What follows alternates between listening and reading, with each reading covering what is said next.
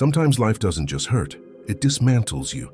It breaks everything you thought you were, everything you trusted, everything you believed. You wake up one day and nothing fits. Not your relationships, not your dreams, not even your own reflection. This isn't just a bad day, this is collapse, the quiet kind. The kind that doesn't make noise but changes everything. And if you're there right now, if the world feels like it's pressing in from all sides, this isn't the end. It's the beginning of something deeper. Carl Jung didn't see collapse as destruction. He saw it as initiation. He believed that life breaks you open when your surface self can no longer carry your deeper self. When your ego, the mask, the performer, the achiever, has reached its limit.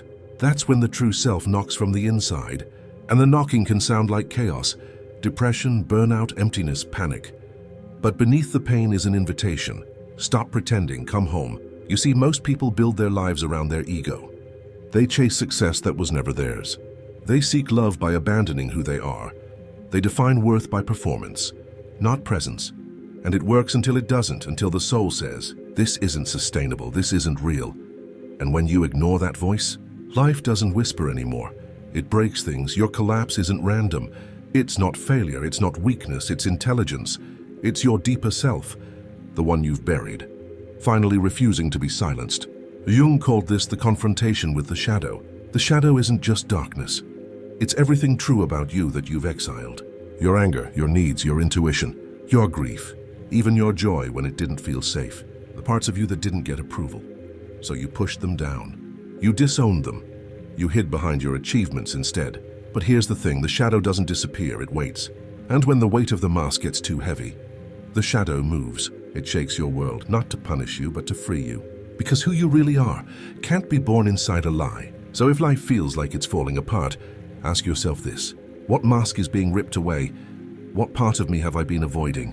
What truth is rising through the cracks? This isn't destruction, it's transformation. This isn't the end of your life. It's the end of who you had to be, so the real you could finally live. Jung believed that the path to wholeness isn't about becoming perfect. It's about reclaiming every part of you, even the ones that scare you, even the ones others rejected, even the parts that feel too raw, too loud, too much, especially those. Let this land. You are not being punished. You are being invited to stop performing, to stop hiding, to stop holding your breath every time life asks you to be real. This isn't breakdown. This is breakthrough. This is soul-level renovation. And yes, it's terrifying, because your old self doesn't want to die. It wants to hold on. But the deeper self, it's already moving in, and it won't fit inside your old cage. This is why you feel lost, because you're not where you used to be. But you're not yet where you're going. You're between selves in the liminal space, in the sacred void. And that space, it's where transformation begins. Not by adding more, but by surrendering what no longer fits. Not by fixing yourself, but by meeting yourself without conditions. Not by building walls, but by letting collapse do its holy work. Carl Jung's journey wasn't linear. He faced breakdowns, fell into deep isolation, went headfirst into his shadow. But he emerged with this truth, that the soul doesn't want safety. It wants wholeness, and wholeness only comes when you let yourself fall apart, consciously, courageously, completely. The hidden cost of pretending to be okay. If this content is making sense to you, then click the subscribe button and subscribe to the channel. Thank you for your support. There's a kind of exhaustion that no one talks about. Not the kind that sleep can fix. Not the kind that comes from overworking. It's the exhaustion of pretending to be okay. You smile when you want to cry. You nod when something feels wrong. You say I'm fine while holding back a scream. And the world loves you for it, because you make things easy. You don't cause waves. You keep everything together, even when you're falling apart inside. Carl Jung warned us, neurosis is always a substitute for legitimate suffering. In other words, when you don't allow yourself to feel what's real, your body, your mind, your soul will find another way to scream. This is why people get depressed for no reason, why anxiety shows up without warning, why your body gets sick when your soul is unheard. You think you're functioning, but you're actually just surviving. And survival isn't peace, it's suppression. We are raised in a world that teaches us how to appear strong, but no one teaches us how to actually feel. So we collect masks. The achiever mask, the happy mask, the helper, the tough one, the one who has it all figured out. But every mask you wear takes energy to hold, and over time that weight adds up. Jung believed that every symptom, every breakdown, was a message, not a flaw, not a defect, a signal that you've gone too far in the wrong direction, and now your soul is asking you to come back. Let that sink in. Your sadness is not your enemy. It's your inner compass, trying to point you home. But here's the problem. We've been taught to fear the truth of our feelings. We're told, don't be too emotional. Don't make things uncomfortable. Don't make it about you. So we learn to edit ourselves, trim ourselves, shrink ourselves, until what's left is a version of you that's easy to digest, but deeply disconnected. And here's the hidden cost. When you pretend to be okay, you teach people that your boundaries are flexible, that your needs are negotiable, that your silence is comfort. And then you wonder why you feel invisible, why no one really sees you, why you feel so alone even when surrounded by people.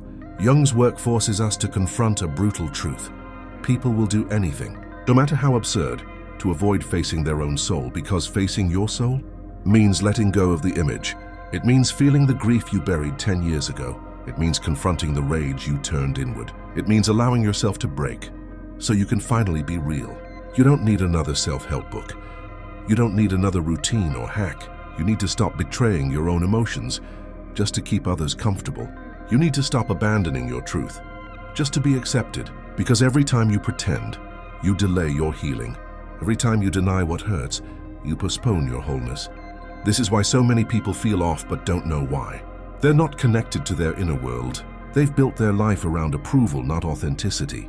They've gotten so good at pretending, they've forgotten what it means to feel alive. But here's the shift. The moment you stop pretending, you start remembering. You remember what it feels like to be honest, to be raw, to be human. Not perfect, not polished, just present. It will be messy, it will be awkward. Some people won't like it, but your soul will recognize it as truth. And once you taste truth, you'll never want to go back to the mask. So if you've been exhausted for reasons you can't explain, check what you've been hiding. Check what you've been swallowing. Check what you've been pretending not to feel. Because your body remembers. Your spirit remembers. Your shadow remembers, and the longer you ignore them, the louder they get. This isn't weakness, this is your turning point. The place where pretending ends and your healing begins. The part of you that's still waiting to be seen. There's a part of you that no one's met yet. Not because you've hidden it, but because you've had to. It's the part that dreamed before life got heavy. The part that spoke freely before you were taught to be careful. The part that felt deeply before the world called you too much. Carl Jung called this the inner child. Not in a childish way, but in a sacred one. The untouched you, the unedited you. The true self before conditioning, shame, or fear took the mic. And the reason life starts to feel so flat, so disconnected, so lifeless, is because that part of you is still buried. Here's the truth. At some point in your life, maybe when you were young, maybe last year, you were hurt for being real. Maybe you were told you were too emotional, too sensitive, too loud, too quiet, too weird. So you adapted, you shifted, you quieted your needs.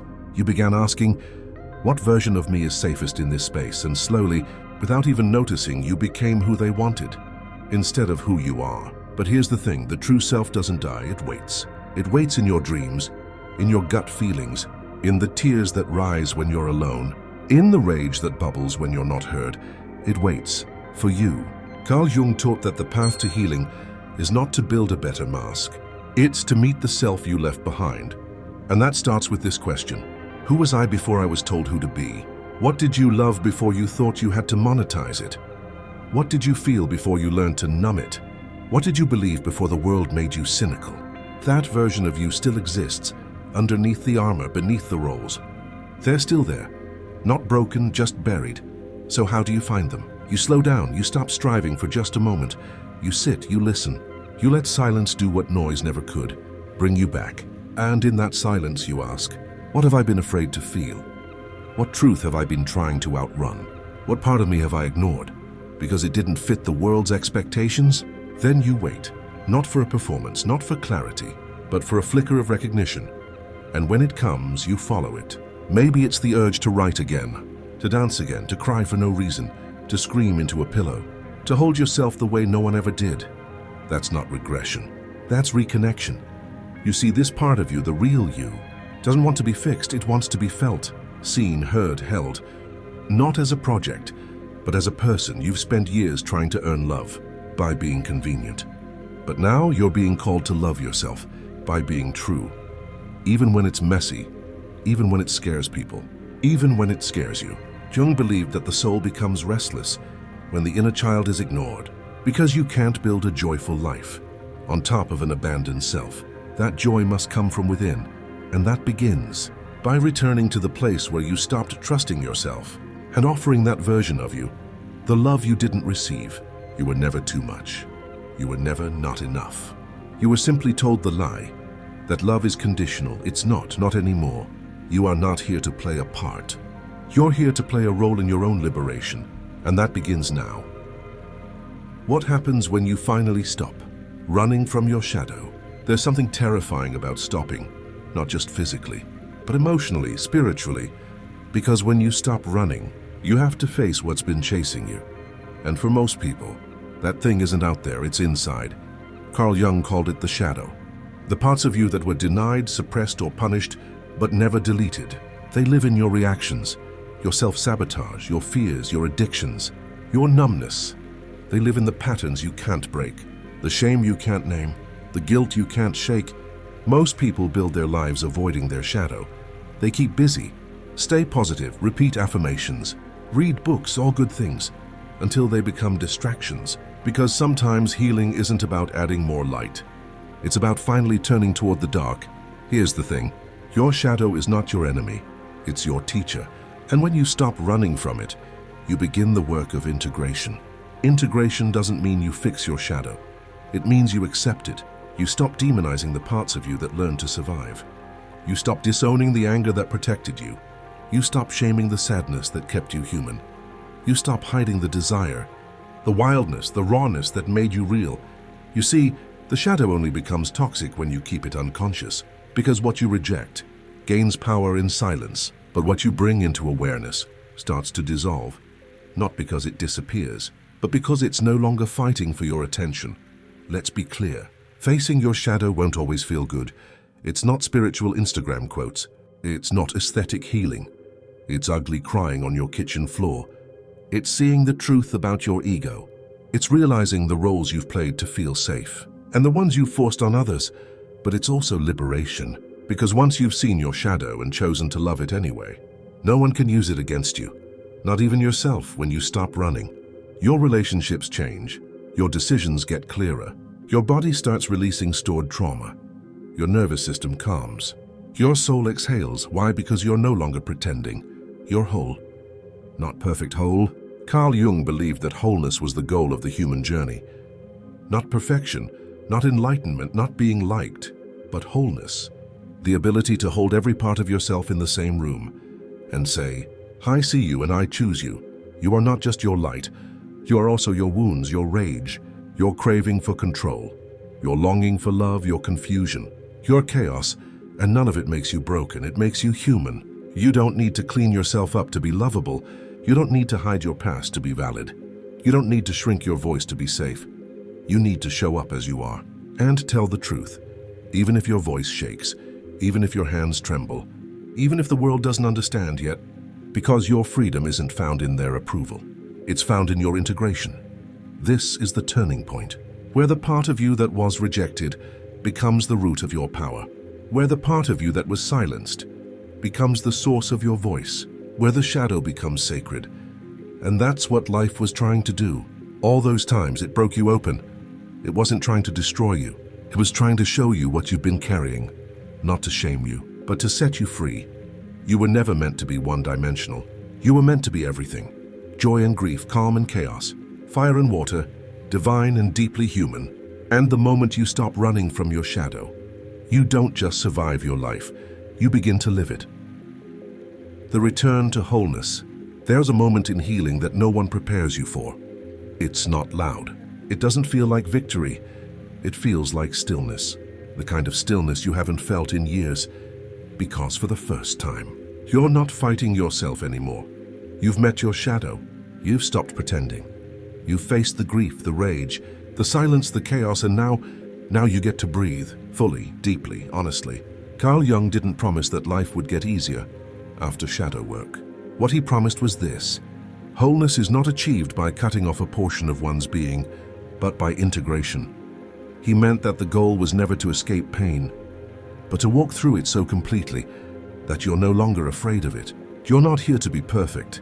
You're here to be real, and the irony is, once you stop chasing perfection, once you stop trying to perform your healing, once you stop apologizing for who you are, you become powerful in a way that no external success could ever give you. Because now your worth isn't conditional, it's internal. Your peace doesn't depend on other people's approval. It's rooted in self-knowledge. Your joy isn't fragile, it's grounded, because it was born from the fire. You are no longer a collection of masks. You are no longer trying to earn your place. You are no longer sacrificing your soul to be liked. You've returned to yourself, and now that you've tasted that wholeness, you can never go back. Let this be your reminder. You are not broken. You are becoming. You are not lost. You are between chapters. You are not behind. You are right on time for your own unfolding.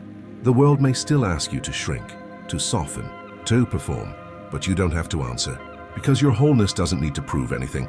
It just is. And the more you live from that place, the more you'll attract people who do too. People who don't want your mask. They want your essence. People who don't need you to dim. They want your full light and your full shadow, because they've done the work too. That's what real love is. That's what real friendship is. That's what real life is. Carl Jung's legacy wasn't just psychology. It was soul reclamation. He reminded us that the darkest places inside us hold the most sacred light. If you're willing to go there, you don't just survive life's destruction, you rise from it. More you, less mask, more depth, less noise. And that version of you? That's who you were always meant to be. You didn't watch this video because you're weak. You watched it because your soul is ready. Ready to stop running. Ready to meet yourself. Ready to finally live from the inside out. This is your beginning. Let it be slow, let it be real, let it be yours. And yet, even after you return to yourself, there's another trap. The trap of goodness, of approval, of moral performance, of trying to do the right thing, even when it costs you your power. In the next video, we step into the philosophy that turns that on its head. Stop trying to be a good person, because sometimes the soul doesn't want to be nice, it wants to be true. We'll see you there. Depthoria continues.